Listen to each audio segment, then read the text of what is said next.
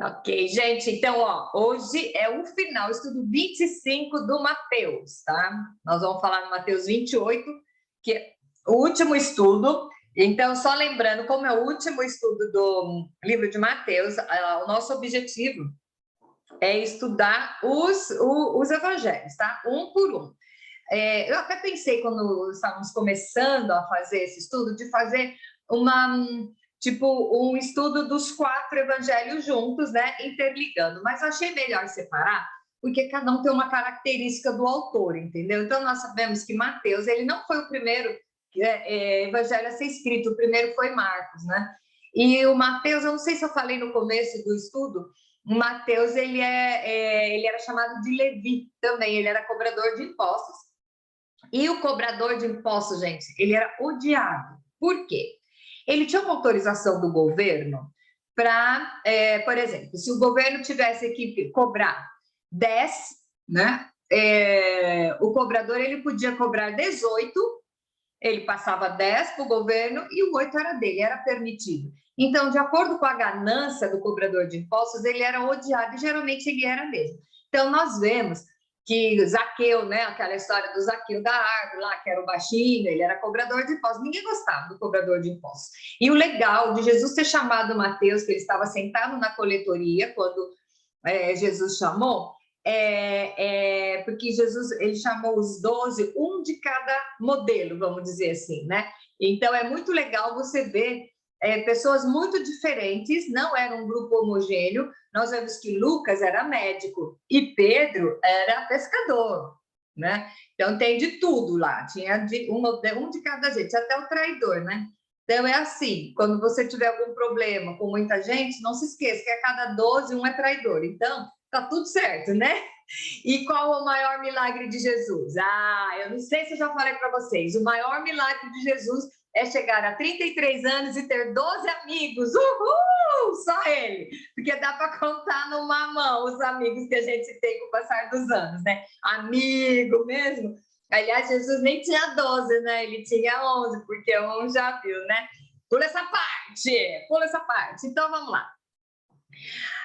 O capítulo 28, ele é um capítulo teoricamente curto, e vocês vão achar que nós vamos bater ele muito rápido. Mas eu quero mencionar umas coisas aqui, que depois nós podemos entender os outros evangelhos. Quando nós chegarmos em algumas partes que já foi falada por Mateus, a gente vai passar meio batido, tá? Nós estudamos a semana passada a morte de Jesus, ele foi para o sepulcro, e tá bom, lembra disso, né? E aí, no capítulo 28, começa assim: ao findar do sábado e entrar no primeiro dia da manhã. Então, o que aconteceu? Jesus morreu na sexta-feira, foi sepultado. Nós já temos mensagem, tem lá no YouTube para você ver mensagem sobre a Semana Santa, sobre os 3 dias, o que significa, beleza, tá? Então, a primeira pergunta, eu não coloquei texto, porque eu quero explicar uma coisa para vocês que não está no livro de Mateus, tá? Que é o seguinte: o que você acha que aconteceu com Jesus durante esses 3 dias? Existem especulações. Eu vou tentar falar algumas coisas, mas eu gosto de me ater ao texto bíblico. Vocês sabem que eu gosto de ver o que é que a Bíblia diz. Interpretar, tudo isso eu acho que é meio complicado, tá? Então, eu gosto de me ater ao que o texto diz. E algumas coisas não são muito explicadas, algumas coisas a gente não tem muita certeza, porque os textos não são muito claros. Então, o que a gente faz? Nós vamos fazer o seguinte: nós vamos ver o que os textos falam sobre esse tempo que Jesus ficou entre o dia que ele foi crucificado até o dia que ele ressuscitou, ok? Então, vamos lá. Quando a Bíblia fala do Hades e o Sheol, isso significa o lugar dos mortos. Veja bem, não é o inferno e não é o céu. Vamos dizer que é uma antessala, tá? É um lugar dos mortos. Aí você vai me perguntar, e o que os mortos estão fazendo lá, certo? O que nós entendemos? Porque nós somos cristãos. O cristão acredita que Jesus veio para quê? Para fazer o novo caminho entre o homem e Deus, beleza? Então, essa é a função de Jesus. Quem morreu antes de Jesus? Foi para o inferno?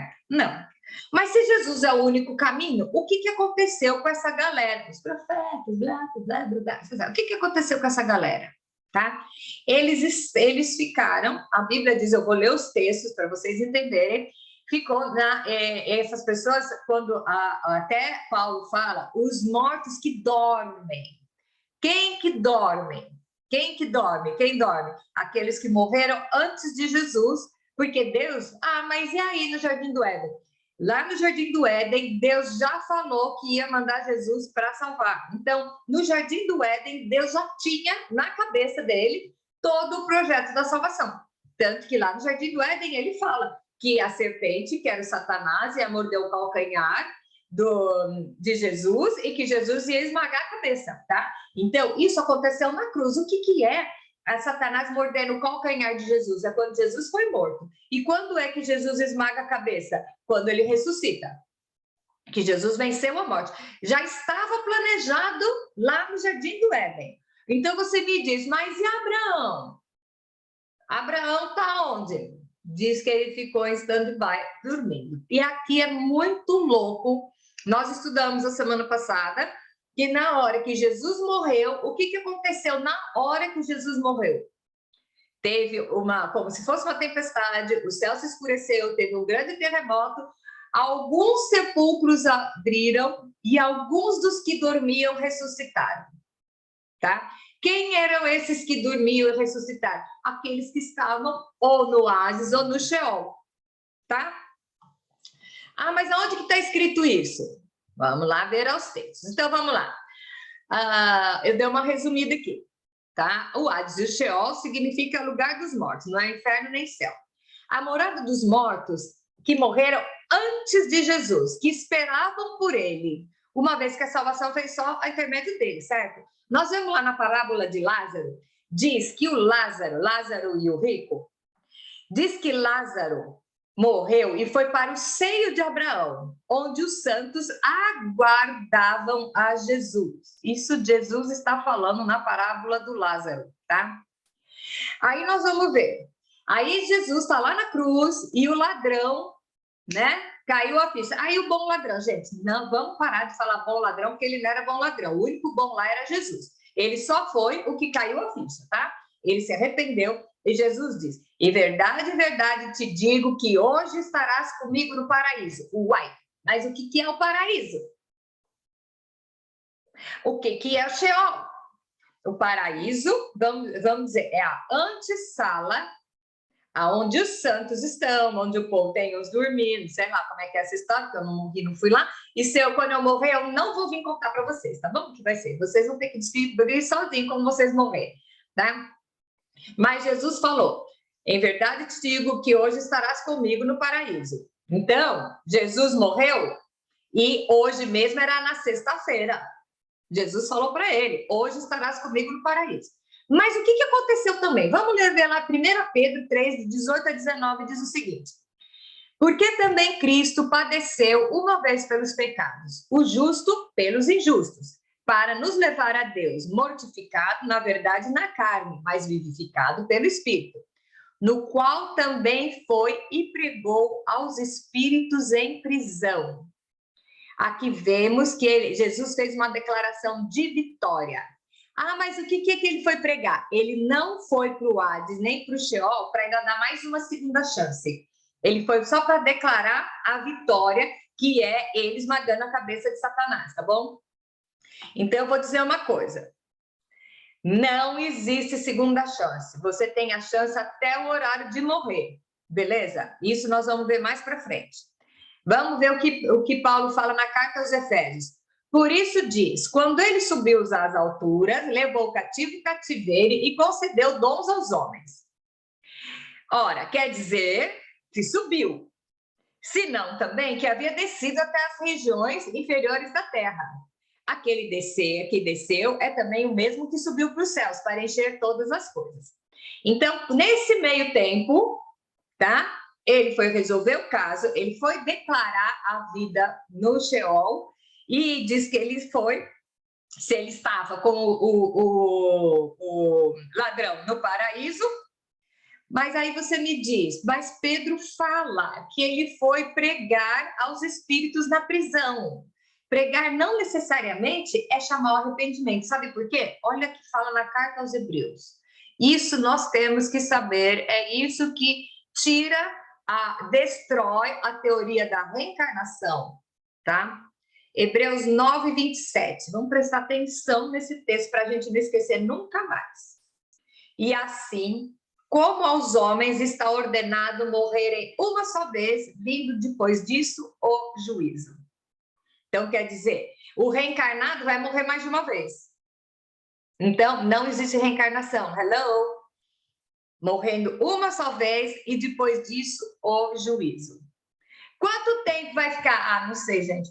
Não estou nesse nível ainda para saber quanto tempo leva isso, tá? Se não está escrito na Bíblia, não sou eu que vou querer. Se nem os estudiosos, mega super power, bam, dos teólogos sabem, quem sou eu para poder saber? Então, eu só sei que é o seguinte, não é importante saber aonde Jesus ficou esses 3 dias. Se fosse importante, estaria escrito na Bíblia. Nós temos, de acordo com esses textos, alguma suposição, porque diz que ele foi lá, resolveu o caso e tá. Se vocês verem o nosso estudo do Apocalipse, existe uma versão que é a que eu particularmente concordo, até que me provem o contrário, que é a história do milênio. É muito legal ver os últimos estudos do Apocalipse, que diz o seguinte, tem uma linha de pensamento que acredita que o milênio começou com a vinda de Jesus. Então, nós já estamos vivendo o milênio. Tem gente que não acredita, tá? Mas eu vou explicar essa versão. Por que se baseia nisso? Porque diz que no milênio, Jesus ia prender Satanás. Se você olhar lá no final do Apocalipse, diz que ele ia prender Satanás. E nós vemos Jesus dizendo que quando ele morreu, ele foi e prendeu Satanás. Então, é nesse texto que se baseia para dizer que nós já estamos vivendo no milênio. Há estudiosos que dizem que não, que o milênio vai ser entre o arrebatamento, depois do arrebatamento, tá? Eu não sei, cada um tem uma ideia, eu dei a minha opinião, mas de repente amanhã eu descubro que eu estou errada, aí eu mudo de ideia, tá bom? Então, o que eu quero dizer sobre isso, que é o importante o quê? O que aconteceu com Jesus nesses 3 dias, tá? Ele resumiu, finalizou o plano da salvação, que ele veio para religar, ele veio para abrir acesso, tanto Moisés, Adão, Melquisedeque, toda aquela turminha toda, né? Toda aquela turminha toda lá, Jesus veio para fazer eles despertarem e abrir o caminho com eles, para eles, para o Senhor. Aí nós vamos falar uma coisa que era muito difícil de explicar antes da minha adolescência, hoje é mais fácil. Depois que apareceu Matrix, que nós começamos a entender a outra dimensão. Então, nós entendemos hoje que tempo é relativo, tá? Acho que não é muito gospel eu indicar um filme muito interessante, é muito louco esse filme, mas eu assisti e foi muito legal. Eu assisti 2 vezes, estou querendo assistir a terceira. É um filme que chama Interestelar. O Interestelar, ele mostra que o tempo e o espaço é relativo. Então, na obra de ficção, que eles vão procurar um lugar para morar, porque a Terra já ferrou tudo, então é isso aí. Porém, o que eu acho de interessante nisso, que eles mostram que o tempo é relativo. E a Bíblia diz que para Deus o tempo é relativo. O tempo que nós vivemos aqui é formatado para nossa mente, que é finita. Então, quando você for ver, começar a pensar numa outra dimensão, a dimensão de Deus, a dimensão de espírito, que não tem espaço, que não tem tempo, que um dia é como 1000 anos e 1000 anos é como um dia, então você vai entender que é possível. E eu vou até falar outra coisa que eu acho. Essa história de que o céu, né, é tudo lá em cima, eu já não sei se é lá em cima ou se é uma outra dimensão por aqui mesmo, tá? Hoje em dia nós vemos muitos filmes trabalhando em cima disso. Ah, é uma ciência louca? Tudo? Eu não sei, gente, eu não morri ainda. Então eu não posso afirmar para você o que é. Eu vejo em relação à Bíblia. Se tempo é relativo, Então, vale a pena você... nós aprendemos essa história de tempo e espaço do filme Matrix, que eu não vou confessar para vocês. No meio do filme, eu falava assim, gente, eu sou retardada, só eu que não estou entendendo. Aí um cara dentro do cinema levanta no meio do filme, fala um palavrão bem feio, fala assim, só eu que sou imbecil, não entendo essa droga. Aí todo mundo do cinema deu risada, porque metade não estava entendendo nada e com vergonha de falar, porque nunca se eu tinha ouvido falar em outra dimensão, né? E no filme também até metade acontece isso, mas você não sabe o que é. Então, hoje, nós achamos, e essa nossa nova geração, ela já está acostumada a conviver com isso, com outra dimensão de tempo, outra dimensão de espaço, tá bom? Então, vamos lá. O que aconteceu? Não sei. Só diz que ele foi com o ladrão para o paraíso e que ele foi prender Satanás, beleza? E ele foi pregar para as almas. Isso aí, pregar, eu acho que é contar, tipo, tá feito. Pegou a chave, se você ver lá no Apocalipse, ele pega a chave, prende Satanás, pega a chave da casa, não sei o que, tudo isso foi isso que aconteceu, beleza? Depois dessa prévia, se você já desanimou, pode sair fora, se você tá afim de começar, vamos lá, pergunta primeiro. Qual foi o acidente da natureza que aconteceu naquela manhã de domingo e por quê? O que o texto diz? No findar do sábado, ao entrar o primeiro dia da semana, Maria Madalena e a outra Maria foram ver o sepulcro. Vocês lembram dessas duas? Onde que essas duas estavam? Lá desde o começo com eles. Eram as mulheres que o serviam. Depois fala que mulher é essa que você traz. Mulher é o pilar da sociedade, é o pilar da igreja, é o pilar da família. Por quê? Elas não deixaram. Elas que estavam lá, entendeu? A mulherada que estava lá firme. Então, elas foram. Jesus foi sepultado lá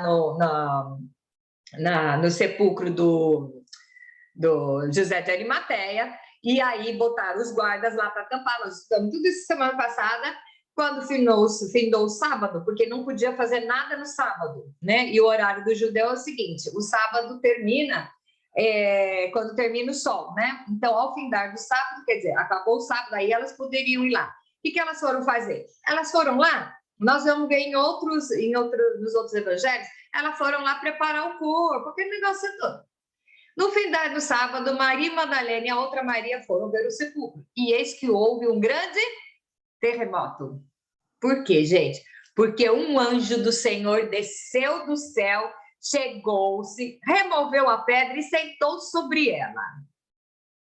E o seu aspecto era como um relâmpago e a sua veste alva como a neve. E os guardas tremeram, espavoridos e ficaram como se estivessem mortos. Gente, imagina você vendo uma cena dessa. Ai, lindo em Hollywood, mas imagina você. Você vai lá chorar o seu morto, tem um terremoto, aí um anjo desce do céu, remove a pedra e senta na pedra. Pensa nisso. Os guardas ficaram com medo. Então, qual foi o acidente da natureza? Terremoto, beleza? Pergunta 2. Quem recebeu a notícia em primeira mão? Mas o anjo, dirigindo-se às mulheres, disse, não tem mais, vamos parar aqui. Quem viu o nosso estudo de anjo, quem não viu, entra lá no YouTube, tá lá de anjo. Todas as vezes que aparece um anjo, a palavra é não tem mais.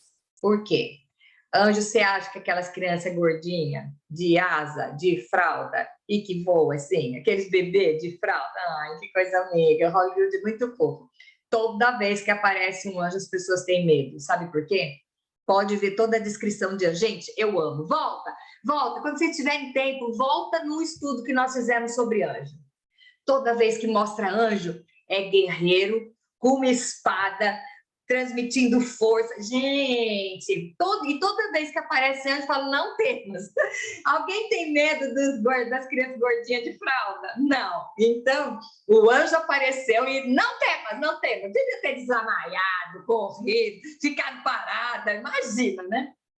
Aí eles falam, porque eu sei que buscais a Jesus, que foi crucificado. Ele não está aqui, ele ressuscitou como tinha dito. Vinde ver onde ele jazia. Gente, Todo mundo fala que os primeiros a verem foi quem? João e Pedro. Mentira! Foram as mulheres. Sabe por quê? Porque elas estavam lá. Elas estavam do lado. Elas que foram lá contar e os dois, depois os outros vieram correndo atrás. Elas que viram, porque elas estavam lá. Então, quanto mais perto você vai estar de Jesus, mais você vai ver o milagre em primeira mão. Gente, você vai receber a notícia dos anjos, você vai saber tudo o que está acontecendo, você vai poder entrar e ver o milagre. Só para quem? Para quem está perto. Quem estava lá chorando, ficou lá e ficou sabendo a notícia. Agora eu te pergunto, que lugar você quer ocupar nessa história? É que nem a história de Pedrão no barco lá com os 11, né? Olha, gente, Pedro andou sobre as águas. Pois é, e Pedro fala, eu andei sobre as águas. Então, aqui já começa, né? Que lugar que você está para poder ver os acontecimentos, ok? E aí, o anjo desce, dá um medão nelas e ainda manda, dá uma ordem, né? E depois depressa dizer aos discípulos que ele ressuscitou dos mortos e vai adiante de vós para a Galileia. Ali o vereis e é como vos digo. Quer dizer, o que ele falou? Vaza, vai correndo para ver, ok. E qual a atitude delas? E quem elas encontraram no caminho? E retirando-se elas apressadamente do sepulcro, tomadas de medo e grande alegria. Você imagina, né? Ela não sabia, né? Se estava contente, se estava com medo, se era verdade, o que não era. Elas correram para anunciar aos discípulos. E eis que Jesus veio ao encontro delas. Por que Jesus veio ao encontro delas? Porque elas estavam lá em primeira mão e elas obedeceram a palavra do anjo. Aí Jesus veio e se mostrou para elas, em primeira mão. Ai, mas os discípulos, os apóstolos é que é a base da igreja. Jesus se apresentou primeiro, ressurreto, para elas. A plenitude da glória do Senhor foi Jesus ressurreto. Quem que viu primeiro? As mulheres. Sabe por quê? Porque elas estavam lá. Então, eu não admito uma igreja que subjuga a mulher. Eu não admito uma igreja que fala, uma sociedade que diz que mulher não está nem aí. Primeiro que Jesus foi o primeiro a encher a bola das mulheres. Segundo, que todo o processo, mulher é dedicada, mulher é intensa naquilo que acredita. Elas estavam lá. Jesus apareceu primeiro para elas. Ele não apareceu para Pedro, para João, que era apóstolo do amor. Pedro foi a base da igreja. Não, ele apareceu para quem? Para aquelas que estavam lá. Quietinha, sem fazer alarde. Estavam tudo lá. E elas se aproximando, abraçaram os pés e adoraram. Então Jesus lhe diz, de novo, não temas. Imagina, né, gente? E de avisar a meus irmãos que se dirijam a Galileia, e lá me verão. Ok? Por que Jesus não pegou um carrão e botou elas para ir junto, né? Mandou elas irem. Ok, será que é porque Jesus ia de uma outra maneira? Para pensar, hein? No trecho de 28, 11, 15, temos o pilar do judaísmo. Vamos entender o que o judaísmo acredita até hoje. Qual é ele? O texto diz o seguinte, indo elas estavam obedecendo o que Jesus falou, né? Eis que alguns da guarda foram à cidade e contaram aos principais sacerdotes o que acontecera. Reunindo eles em conselho com os anciões, deram grande soma de dinheiro aos soldados, recomendando-lhes que dissessem, vieram à noite os discípulos dele e o roubaram enquanto dormíamos. Caso isto chegue ao conhecimento do governador, nós o persuadiremos e vos poremos em segurança. E eles, recebendo o dinheiro, fizeram que estavam instruídos. Esta versão divulgou-se entre os judeus até o dia de hoje. Gente, o dia de hoje é Mateus que está falando, tá? Mateus escreveu o evangelho dele no ano 70. Mas até hoje, os judeus dizem que Jesus não é o Messias porque ele não ressuscitou, o corpo foi roubado. Até hoje.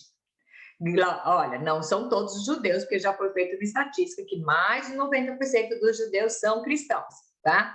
Mas essa é a história. Então, qual é o pilar do judaísmo? Que Jesus não ressuscitou, o corpo dele foi roubado. E aí nós vemos aonde que começou isso aqui.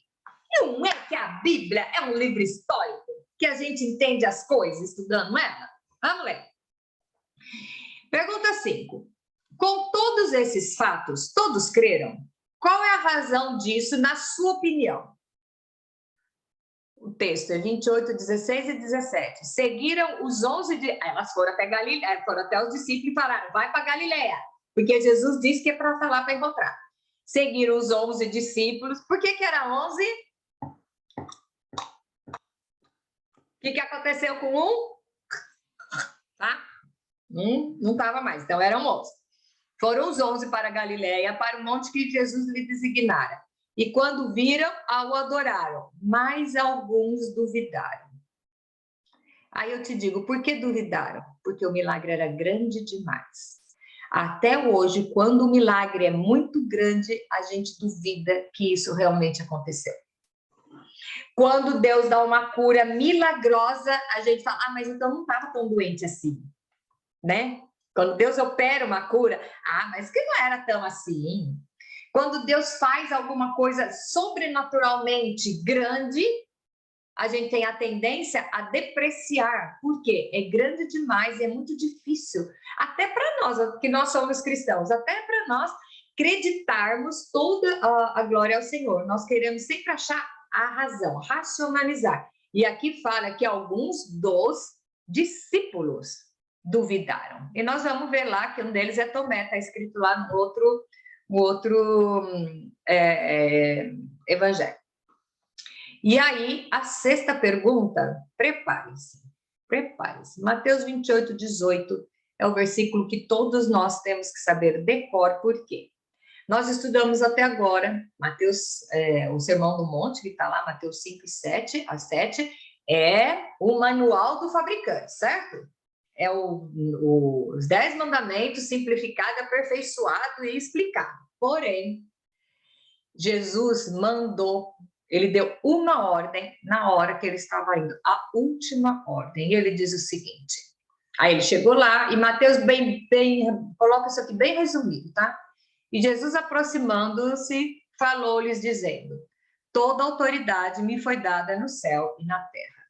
Aí vem, ide, portanto, fazei discípulos de todas as nações, batizando-os em nome do Pai, do Filho e do Espírito Santo, ensinando a guardar todas as coisas que eu vos ordeno. E eis que estou convosco todos os dias até a consumação do século.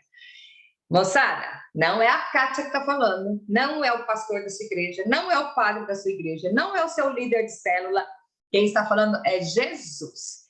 Então, com base no texto de 18 a 20, você vai responder para você mesmo.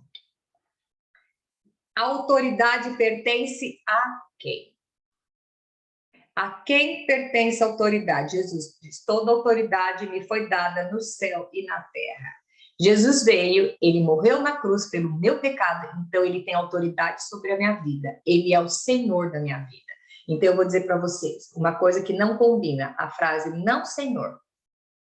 Não Senhor não combina, porque se é o Senhor, tem que ser sim Senhor.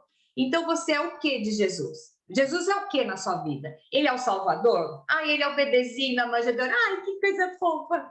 Ok. Ele é o milagreiro? Oh, que bom milagreiro. Ele é o Salvador? Ok, ele é o Salvador. Agora eu quero falar para você uma coisa. Ele é o Senhor da sua vida? Até ele ser o Salvador dependeu dele. Ele ser o Senhor depende de você. Hoje você é capaz de dizer que Jesus é o Senhor da sua vida? Não, Senhor, não existe. É uma frase errada. A nossa professora que está aqui que me corrija. Não, Senhor, não combina. Se é Senhor, não tem que ter não. É sim, concorda? Então, gramaticamente falando, Jesus é o Senhor da sua vida?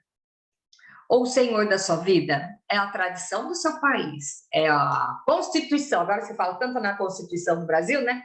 O Senhor da sua vida é a Constituição, são as regras e os bons costumes da sua família, são as doutrinas da sua igreja, tudo isso são coisas boas, são regras da escola, regras de trabalho, normas de conduta, tudo isso é bom.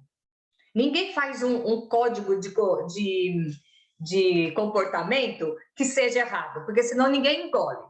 Todo código de conduta tem coisas boas, ok?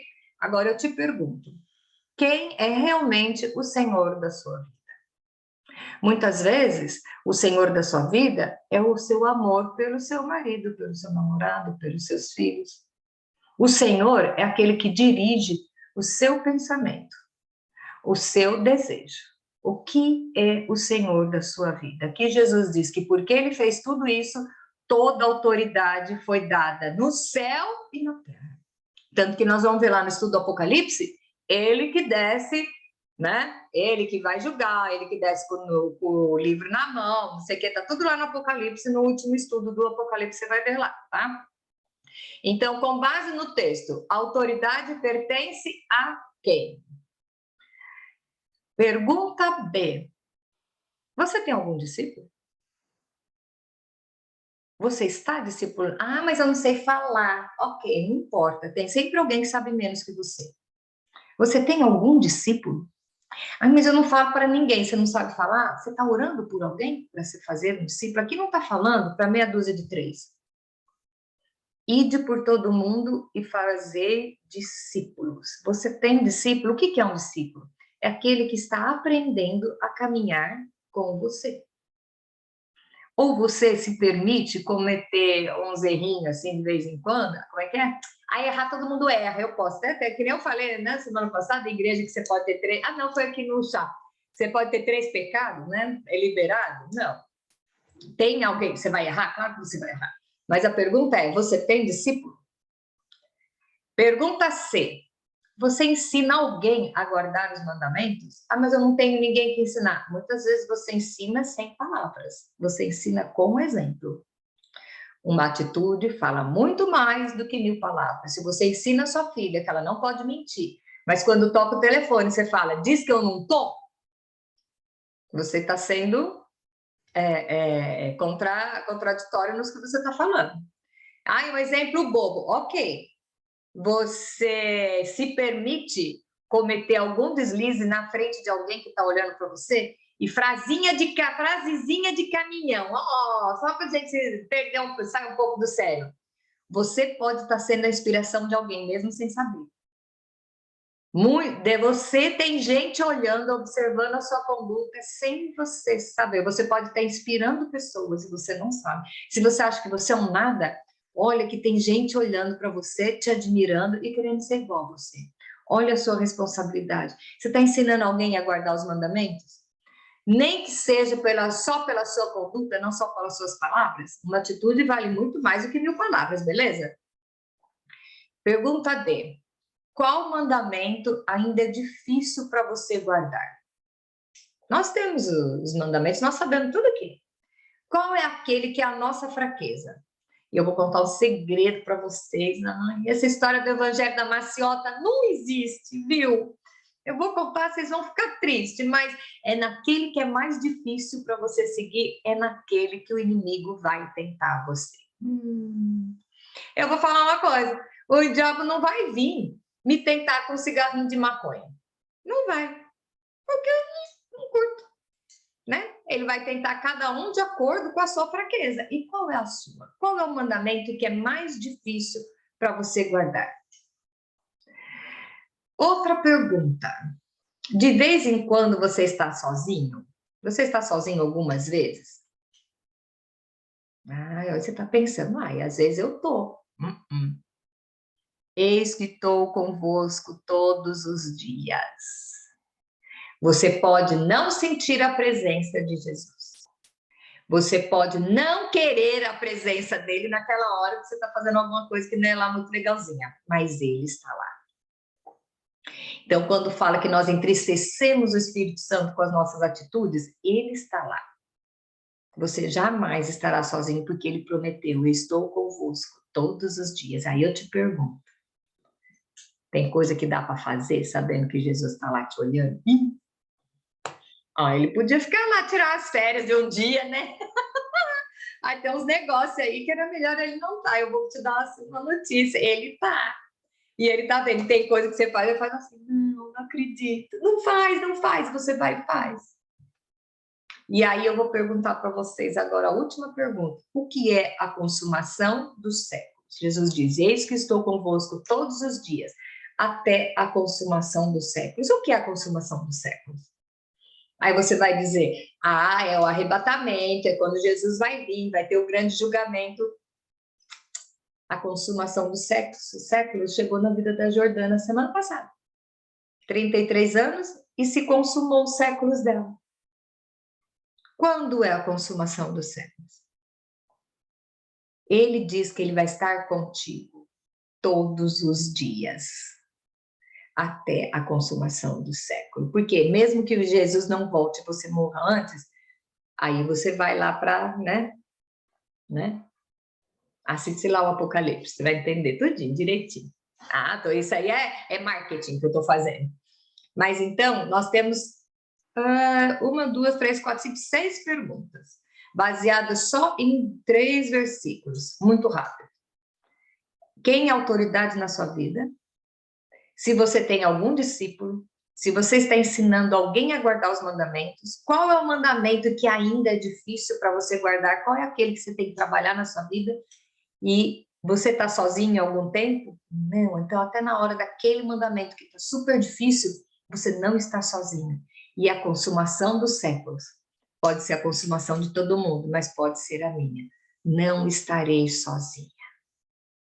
Jesus está comigo. É muito fácil você olhar e buscar na hora da dor, mas Ele está com você na hora da alegria. E muitas vezes, olha, vou me arriscar a dizer, não está na Bíblia isso não, mas eu acho que muitas vezes aparecem as lutas exatamente para você voltar para o Senhor, lembrar que Ele existe. Porque quando está tudo bem, você acha que é coincidência, que é suas próprias conquistas, é brinde pelo seu próprio mérito, e você descredita toda a honra e a glória ao Senhor. Então, quem é o Senhor da sua vida hoje? Essa é a pergunta que quero bater na cabeça de vocês. Vamos bater e na minha. Então, lembrando, né, que há 1 ano atrás, mais ou menos, nós estávamos estudando, 1 ano não, mais, acho que uns 2 anos. Jesus, eu entrego a minha vida todos os dias. Não importa se você entregou sua vida para Jesus lá na 1974. Você tem que entregar todos os dias. E ver que o seu dia, você não sabe o que vai ser amanhã. Amanhã não te pertence, o passado já foi. O que você tem é o hoje. Que Jesus possa ser o Senhor da sua vida. E quanto mais perto você estiver, você vai ver o milagre. Quanto mais perto dele você estiver, você vai ficar sabendo do milagre em primeira mão. E quanto mais perto estiver, ele vai vir abraçar você. Louvado seja o nome do Senhor. Aleluia!